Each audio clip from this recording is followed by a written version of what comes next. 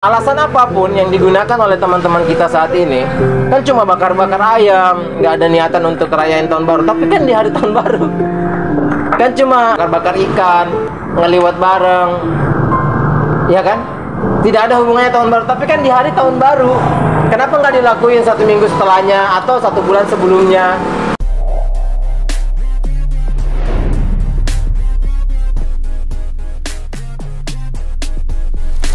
Halo, assalamualaikum warahmatullahi wabarakatuh. Bertemu lagi dengan Madan Channel. Oke teman-teman, pada video kali ini Madan Latif akan membahas terkait dengan tradisi yang selalu menjadi polemik di akhir tahun, yaitu tentang tradisi tahun baru. Dan pada kesempatan ini saya sudah bersama dengan teman-teman saya, kawan-kawan saya. Ada Bang Alvin. Ada mukanya. Ini jomblo teraturan ini. Dan gak lupa narasumber kita, mantan jomblo, Bang Arifin. Assalamualaikum. Oke, langsung saja guys, kita akan bahas terkait dengan fenomena akhir tahun baru. Baik Bang, ini terkait dengan tradisi tahun baru ini kan selalu jadi persoalan ya di akhir tahun. Terutama bagi kita kaum muslim, itu selalu jadi dilema sebenarnya untuk kita. Iya. Bagaimana sebenarnya kondisi kita umat muslim? Karena kebanyakan saudara-saudara kita itu masih ikut turut merayakan hari tersebut, padahal sudah jelas dan ini tuh haram katanya ya. Baik, bismillahirrahmanirrahim. Assalamualaikum warahmatullahi wabarakatuh. Waalaikumsalam. Baik, apa kabar kalian teman-teman sekalian dimanapun teman-teman berada? Jadi berkaitan dengan tahun baru Masehi ya? Iya. Iya, jadi memang setiap menjurus kepada akhir tahun itu memang selalu muncul perdebatan kusir ya, berita-berita hangat tentang tahun baru. Kemudian nanti kalau kita nggak ngucapin tahun baru, nggak ngadain, nanti dibilangnya intoleransi, ya kan? Nah, sikap kita sudah jelas ya. Sebagai seorang muslim tentu kita mengikat diri kepada pemahaman yang diberikan oleh Islam, yaitu haram hukumnya ya untuk melaksanakan kegiatan-kegiatan aktivitas yang di luar aktivitas keagamaan kita, keyakinan kita yang melanggar akidah kita lah gitu. Nah, sebenarnya bisa dicerna seperti ini guys ya. Jadi kalau mau lihat sejarah lebih teliti lagi, tahun baru Masehi itu sebenarnya kan awal mulanya muncul penanggalannya itu dikarenakan lahirnya Isa Al-Masih. Ya kan? Itu sejarahnya ya? Sejarahnya. Kemudian dia diangkatlah, disebutlah dari perhitungan lahirnya Isa Al-Masih tadi, Yesus Kristus tadi, maka disebut dengan Masehi tadi itu. Sedangkan Hijriyah atau di kita itu ya, di Hijriyah itu adalah dihitung dari hijrahnya Rasul dari Makkah ke Madinah. Nah, itu penanggalan untuk Hijriyah. Sebenarnya kalau kita pakai untuk acara semuanya penanggalan ini kita pakai untuk penanggalan aktivitas kita gitu ya, kayak masuk sekolah hari Senin ya nggak masalah ya, Masehi itu. Tapi kalau sudah berkaitan dengan acara-acara tertentu ya, apalagi tahun baru, teman-teman harus paham tahun baru itu kenapa sih kok diadain, dimeriahin ya, dirayakan luar biasa di tempat kita. Karena tahun baru itu sendiri ternyata ini sejarahnya dari keyakinan umat-umat yang ada di Yunani. Jadi ini yang bermula dari sana. Jadi kenapa mereka itu sampai merayakan? Karena di Yunani itu dikenal ada yang namanya dewa yang memberikan keberuntungan di setiap pergantian tahun atau pergantian waktu. Namanya itu Juno. Makanya dikasih nama Januari ya kan, Juno. Nah itu setiap pergantian dari Desember ke Juno itu, ke Januari itu, maka disitulah jadi dewa itu memiliki 2 muka kayak Asura gitu kan. Jadi satu ke kanan, satu ke kiri. Jadi setiap pergantian itu adalah berharap keberuntungan. Nggak ada masalah sebenarnya ketika kita pergantian tahun itu mengharapkan keberuntungan. Ya, setiap pergantian penambahan usia kita berharap tentang keberuntungan, karena tidak ada yang mau mengharapkan kesialan terhadap dirinya kan gitu.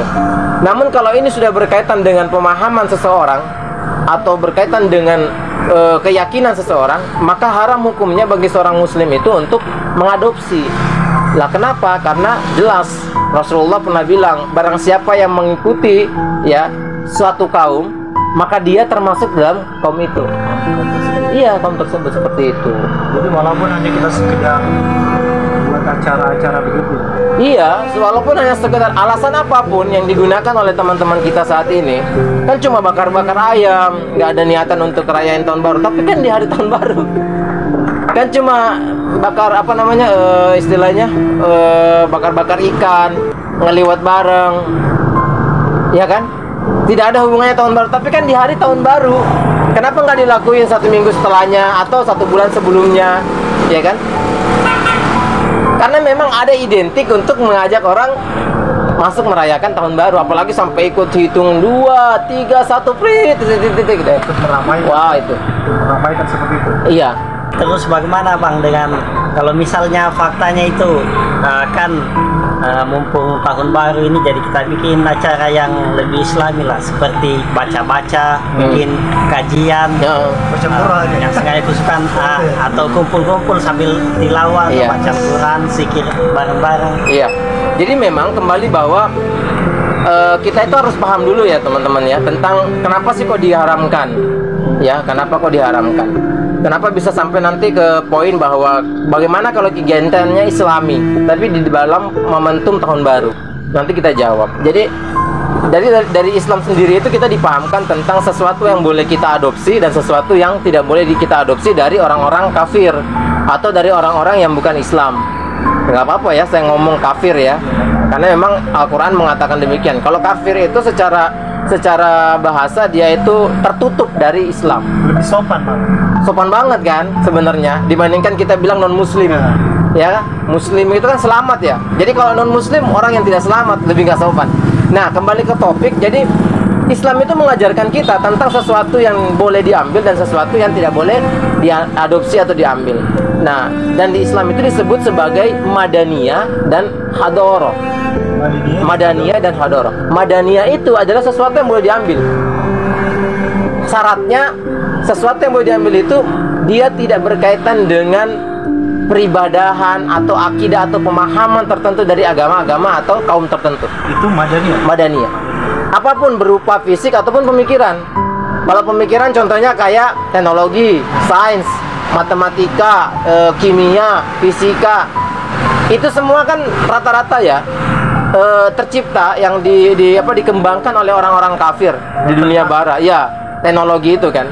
Tapi itu dibolehkan untuk diambil secara pemikiran. Secara fisik apa? Handphone, motor, ya kan, mobil, boleh kita pakai. Mereka menggunakan membuat itu bukan orang Islam, tapi boleh kita pakai. Boleh kita manfaatkan. Boleh kita manfaatkan. Itu madaniyah. Nah, kemudian untuk menyelamatkan umat itu dibagi lagi kan, ada dua tadi, hadoro dan madaniyah dan hadoro. Nah, hadoro ini yang nggak boleh diambil. Hadoro ini segala paham fisik perbuatan yang menyerupai keyakinan seseorang atau pemahaman seseorang. Ini nggak boleh. Contohnya kayak pemahaman-pemahaman dari Yunani tadi tentang dewa.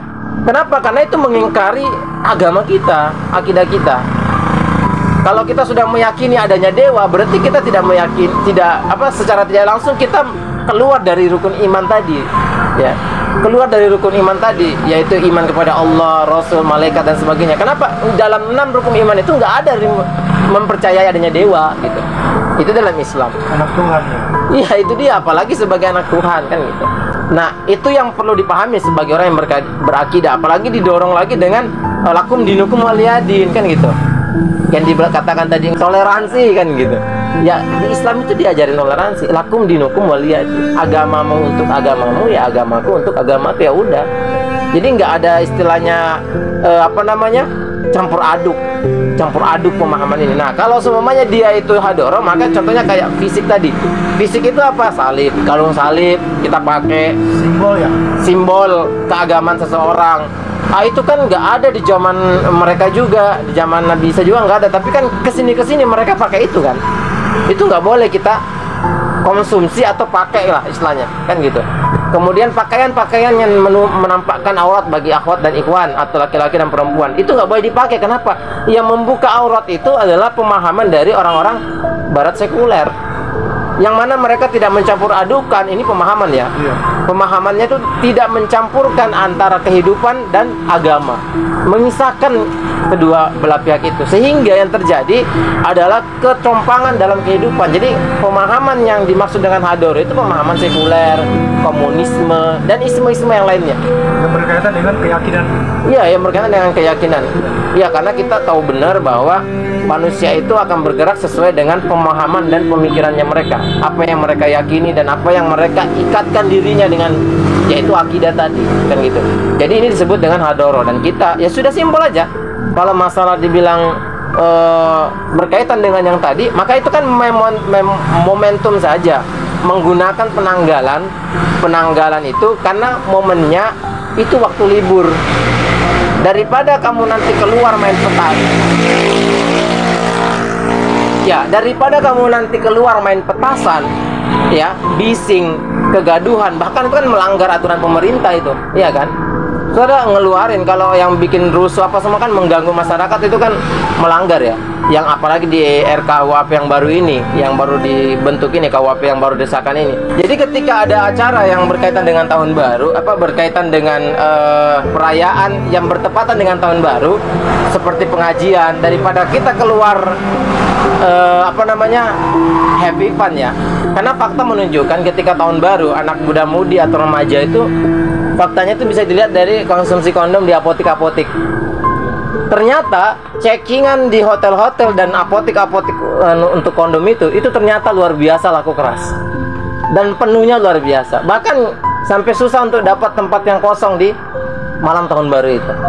Hotel-hotel salah satunya. Kenapa? Ini menandakan bahwa memang pesta acara itu adalah pesta zina atau pesta pelepas keperawanan seorang wanita. Itu banyak kok kabar di zaman-zaman saya dulu. Banyak kabar-kabar yang dari teman-teman di sekolah dulu ya. Itu banyak sekali yang setelah malam tahun baru, pas masuk kuliah, masuk sekolah itu ya, STM itu cerita, wah sudah nih kemarin udah ini nih, tahun baru udah pecah nih dan sebagainya. Itu diceritain, dan dulu kita bukan hal yang tabu lagi yang hal seperti itu. Maksudnya kenapa? Karena ya sudah jadi rahasia umum, anak-anak yang diincar siapa, dan ini membuktikan bahwa kalau kamu mau menepisnya secara paksa untuk masyarakat sekarang itu susah sih. Kalau antum tegur ya, itu pasti akan perlawanan. Kenapa? Sesuatu yang mereka suka. Tapi kalau kita buat acara tandingan di momen itu, karena banyak yang libur di momen tahun baru itu, kayak kajian Islamik, memahamkan tentang Islam, kajian di masjid, daripada keluar membuang-buang duit, ya kan, lebih baik kamu singgah di masjid, taman-taman surga, untuk memperkaya ilmu agama, ya kan. Nah itu yang lebih baik. Jadi salah nggak kira-kira kalau kita memanfaatkan momentum? Ya masalah, karena momentumnya lagi liburan besar. Nah bagaimana kalau alasannya sama? Mereka yang bakar-bakar ayam itu adalah untuk memanfaatkan momentum karena lagi liburan, iya kan? Tapi ujung-ujungnya ya kita bisa lihat karakteristik orang-orang yang mengadakan acara makan-makan sembarangan. Maksudnya ya contohnya kayak makan di restoran, kemudian setelah itu pesta di mana. Kita lihat bahwa ada campur baur di sana, ujung-ujungnya kemana itu sudah ketahuan dan tidak bisa dipungkiri kok. Ya, mereka akan terjerumus kok masuk ke dalam hiruk pikuk acara tahun baru. Ya minimal singgahlah di tempat keramaian, tiup trompet dan sebagainya, bakar petasan. Itu akan terjadi. Antum nanti malam kalau pas tahun baru ya, coba deh keluar ke arah-arah bypass ya, daerah-daerah keramaian kota ini yang lagi rame meskipun bukan tahun baru. Itu nggak akan bisa jalan motor antum itu. Pasti itu. Kenapa? Karena mereka akan menunggu momentum di mana pergantian baru itu ya, tahun baru itu. Dan itu tuh bukan ini ya, Aki ya. Apa yang menjadi hal yang dominan di situ adalah kita itu sudah mengikuti suatu kaum gitu loh, sesuai dengan sabda Rasulullah. Tradisi suatu kaum yang itu sudah tercatat kita itu sebagai kaum tersebut. Dan kaum yang dimaksudkan yang merayakan tahun barunya bukan acara kaum Islam, bukan kaum muslimin, bukan. Ini adalah kaum kafir dari Yunani yang sudah mematenkan kebiasaan ini. Dan teman-teman kita dari orang-orang Nasrani ya, orang-orang Kristen itu menggabungkan dengan acara Natalan seperti itu. Dan itu acara mereka. Kita nggak boleh masuk ke dalam acara-acara inti mereka. Acara-acara inti kayak Natalan, ya, mengucapkan Natal dan Tahun Baru. Kenapa? Itu kesalahan besar. Itu berkaitan dengan akidah kita itu. Keliru banget itu. Meskipun ada sih ulama yang sempat ngomong di podcast salah satu artis ya. Kemudian ngomong itu bahwa mulutnya yang mengucapkan, tapi kan hati ini tidak, iya, dia cuma bilang begitu, iya, selamat tahun baru, Natal, tapi hatinya katanya nggak ngucap kan gitu. Sedangkan kalau kita memahami bahwa tubuh dan mulut ini adalah gambaran hati. Kalau kebiasaan kita yang keluar itu kan yang dinilai kan mulut. Allah itu menilai mulut bukan hati. Iya, kan ada yang gitu ya bahasanya. Oh, saya mah nggak berjilbab kata perempuan, tapi hati saya berjilbab kan gitu. Gimana mungkin saya mah nggak baik memang saya bejat tapi hati saya baik. Gimana mungkin kamu mau dikatakan baik berjilbab syar'i, sedangkan sama Tuhanmu yang kamu yang menciptakan kamu saja kamu mengingkari, kemudian mau dikatakan baik. Sama halnya dengan pengucapan itu, apa yang terlintas di lisan itulah yang akan dinilai oleh Allah, dan itu yang mencerminkan hati kita. Jadi mungkin sudah terjawab ya pertanyaan. Iya, jadi nggak apa-apa, boleh aja. Kalau antum buat kajian. Ada pertanyaan lagi. Nah, kemudian kalau yang kan biasa ada yang katakan begini, katanya menolak tahun baru, nggak boleh merayakan, tapi mengambil promo dari tahun baru. Misalnya kalau beli HP atau beli barang, mengambil promo dari situ. Nah, terus bagaimana itu cara menyikapinya, Ustaz? Iya, memanfaatkan promo tahun baru atau ada diskon-diskon tertentu dari yang menyiapkan jasa promo. Jadi ini yang sebenarnya kita harus lebih bijak lagi sih sebenarnya dalam menilai suatu masalah. Karena kita terkadang itu mencampur baurkan suatu masalah. Masalah satu sisi mereka yang mempromokan sesuatu ya, sedangkan dikontaminasikan kepada barang, contohnya handphone ya. Barang yang itu halal bagi kita. Notabene kalau nggak ada tahun baru itu juga kan dijual. Cuma karena untuk menarik konsumen ya, mereka melemparkan promo. Promo yang berhak mempromokan siapa? Yang punya kan? Yang punya. Urusan itu dia bersangkut paut dengan tahun baru, ya terserah dia. Nah, kita datang belanja, memang kita mau urusin tentang tahun barunya? Enggak. Kita masuk ke dalam muamalahnya tadi, transaksi jual belinya itu. Kalau dia kasih diskon karena tahun baru, itu hak dia. Bukan kita berharap tentang promonya, kan gitu. Lah kan banyak juga, muncul lagi pertanyaan, kan banyak juga yang memang memanfaatkan momentum kayak gitu ya kan. Ya karena dia tahu barang di sana turun kalau pas lagi ada acara besar, mau tahun baru, Idul Fitrian kan gitu. Tapi sebagai umat muslim tetap, kecuali kamu dipakai atribut Natalan ya. Ada yang Santa itu ya, iya, sinterklas apa semua. Nah itu kan sudah berkaitan dengan hadoro tadi, pemahaman mereka tentang sinterklas tadi, di luar dari kita paham apa enggak fakta sejarah tentang sinterklas. Yang jelas itu hanya ada di agama mereka, sinterklas itu, dan itu kan merupakan akidah mereka, pemahaman mereka. Coba deh antum sentuh dengan kepada orang Nasrani, coba kamu kalau berani ngomongin bahwa sinterklas topi itu sesuatu yang bohong, bodoh, segala, pasti mereka marah. Kenapa mereka marah? Karena itu akidah mereka, Nah, kita itu bersikap toleransi adalah untuk tidak menghina dan tidak mengambil hal itu untuk digunain. Nggak boleh kita pakai, nggak boleh kita jadikan itu sebagai alat untuk merepresentasikan diri kita bahwa kita itu toleransi. Nggak gitu. Toleransinya kita adalah kita tidak ganggu, kita menghormati kondisi acara itu, menghargai, dan orang-orang yang mau melaksanakan tahun baru silakan. Kita nggak mengatakan bahwa untuk agama tertentu ya, untuk yang menjalankan ini, ya itu silakan karena berkaitan. Tapi kita sebagai muslim, kita berpegang teguh pada agama kita bahwa Allah itu melarang kita untuk melakukan hal-hal yang menjadikan sesuatu selain dia atau kesyirikan tadi. Karena kalau antum mengakui dan meyakini bahwa itu merupakan perubahan takdir, seperti kata dewa tadi, maka kesalahan sudah ada pada menyekutukan Allah. Seperti itu. Berarti sudah jelas ya bahwa kita tidak boleh ikut serta dalam perayaan hari tahun baru. Nggak boleh. Jangan sekedar doa bersama begitu. doa bersama dalam bentuk sudah masuk dalam kajian, ya nggak apa-apa. Tapi kalau sudah bilang 1, 2, 3, dalam arti melakukan pelayanan bersama tapi beda ekspresi. Orang kami kan ekspresinya tadi melalui trompet, apalagi bakar kembang api. Ekspresi mereka. Tadi kita mengekspresikannya beda. Ekspresi kita itu kadang pakai ini saja, mengaji. Ya, itu yang menjadi hal yang unik sebenarnya di masyarakat Islam sebenarnya. Kenapa? Karena selalunya juga ternyata kenapa sih mereka bisa, ini yang jadi pertanyaan, kenapa sih mereka itu bisa seperti itu? Kenapa? Karena di momen tahun baru, pergantian tahun, di acara ulang tahun baru ada yang namanya itu muhasabah. Iya nggak sih? Padahal muhasabah itu seharusnya Rasulullah itu muhasabah itu 100 kali dalam sehari kan gitu.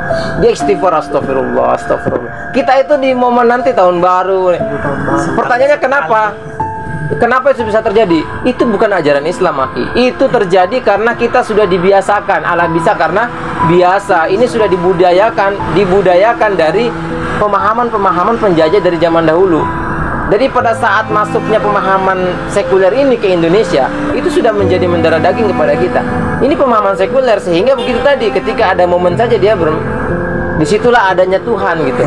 Padahal kan Allah itu selalu ada dimanapun kita posisinya, kita mau kita dalam kondisi tertidur ataupun terjaga melek kan gitu. Mau kita sudah tahun baruan lahiran ya kan, lewat tahunnya atau bagaimana, itu semuanya harusnya kita minta ampun sama Allah kan gitu. Berarti karena lingkungan juga sebenarnya. Iya, lingkungan dan pemerintahan. Lingkungan dan apa ya sistemnya. Yang rusak sebenarnya. Lingkungan dan kondisi aturan ya yang ada pada negeri ini, sehingga kita itu kayak sulit untuk mau benar gitu. Ya membuka ruang terhadap. Iya, membuka ruang dan memang ini misi mereka. Ini misi mereka agar umat itu tidak tercerdaskan. Sengaja. Pertama, kalau dan rata-rata memang itu Islam karena mayoritas ya. Yang melakukan zina, penghabisan kondom di apotik ya, check-in hotel yang mandet itu rata-rata itu Islam. Saya berani ngomong kayak gitu karena kita ini mayoritas umat Islam di Indonesia itu tidak paham tentang kondisi itu, bahwa dia itu diharamkan untuk uang zina aja diboleh, dia halal kan. Kenapa itu bisa terjadi? Karena memang dari basicnya, dari awalnya dia sudah tidak dipaham dan tidak dijagakan dengan pemahaman Islam yang benar gitu. Jadi ketika itu tidak diatur dan dikontrol oleh Islam dengan aturan yang benar, maka dia akan seenaknya. Maka keseenakan ini ya, urusan agama di masjid, urusan dirinya di luar, itu urusan dia sendiri. Urusan Tuhan itu nanti ibadah, sedekah dan puasa, haji, nanti baru urusan Tuhan. Itu disebut dengan sekuler. Sekuler ini yang bawa pemahaman dari Amerika, dari luar sana, dari barat. Termasuk pemahaman tadi. Termasuk pemahaman baru, ya? Tahun baru tadi. Itu kan budaya umum ya, nasional, global kan. Itu sudah mengglobal. Dan kalau ini nggak usah lah kalian mau bilang ustadznya ini atau Abang Arif nih terlalu ekstrim dalam pemahaman. Ya berarti Rasul itu ekstrim. Kenapa? Karena Rasul sendiri bilang barang siapa yang mengikuti satu kaum maka dia bagian dari kaum tersebut. Yang kita ikuti ini bukan Islam loh, yang kita ikuti ini ya, perayaan ini. Ya. Kita tuh dicerdaskan oleh pemikiran. Jadi kita harus paham aja bahwa yang kita ikuti ini Islam bukan ya. Ada nggak ya dalam Islam yang merayakan uang harinya aja itu nggak ada di Islam? Uang harinya ya, Masehi itu kan nggak ada dalam Islam kan gitu. Masih aja dicari kan gitu. Kan toleransi kan. Jadi penting sebenarnya kita itu memahami. Penting kita sebenarnya itu belajar tentang Islam agar kita tidak terjerumus. Kalaulah kita sudah paham, baru kita masih melakukan, dosanya luar biasa. Kalau belum paham ya, bagi teman-teman luar sana sudah pernah melakukan acara yang luar biasa itu, ya selama itu bukan dosa besar, hanya sekedar untuk tiup trompet apa segalanya ya. Kita nggak tahu bahwa itu dilarang, ya sudah, ya banyak-banyak bertobatlah kepada Allah Subhanahu Wa Taala. Tapi kalau sudah tahu dan masih melakukan, ya itu hubungan urusan antum lah dengan Allah kan gitu. Kemudian bagaimana kalau misalnya kita sudah menolak untuk keluar dari rumah untuk ikut merayakan tahun baru, kemudian pas lagi di rumah ini ada keluarga atau tetangga yang datang bawakan kita misalnya makanan, dan makanannya itu memang karena mereka lagi rayakan tahun baru, misalnya dibawakan ikan bakar kah atau gorengan, dan begitu. Iya. Harus ditolak begitu. Ya enggak lah. Barang enak, Stat. Barang enak kok ditolak. Makanannya halal kok. Jadi ini yang perlu dipahami ya teman-teman. Bukan berarti sesuatu itu aktivitasnya itu dilarang oleh Allah, kemudian segala yang ke bawah itu diharamkan.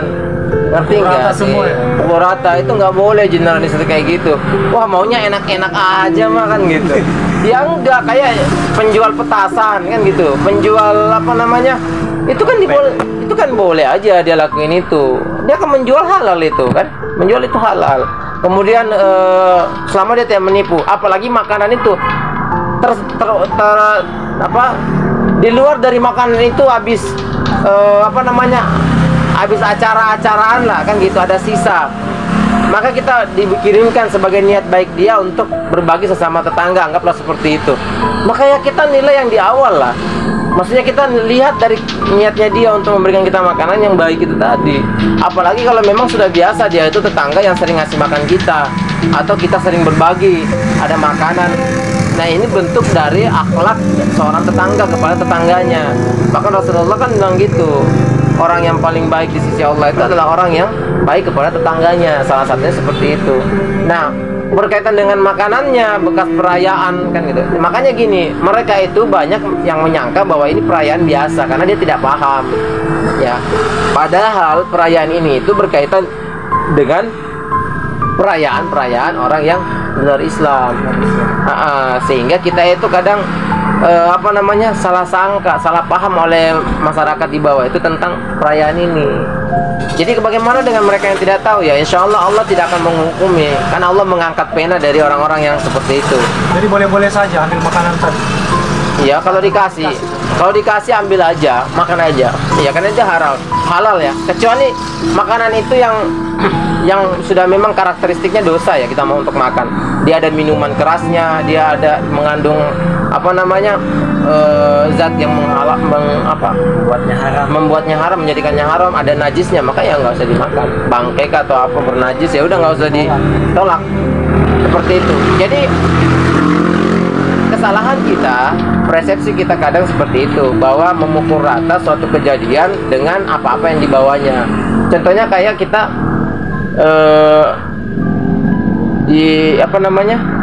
ketika kita bertransaksi dengan orang, bukan berarti karena orang itu kafir kemudian kita dilarang untuk bertransaksi, tidak.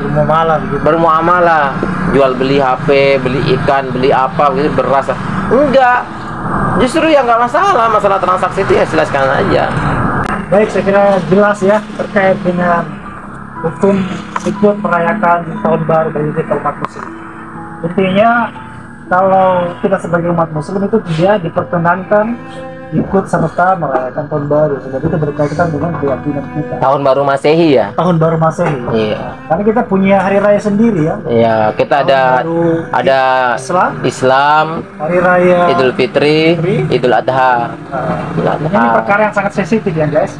Karena kalau kita ikut merayakan tersebut, kita sudah termasuk dari golongan mereka kafir tadi tersebut ya.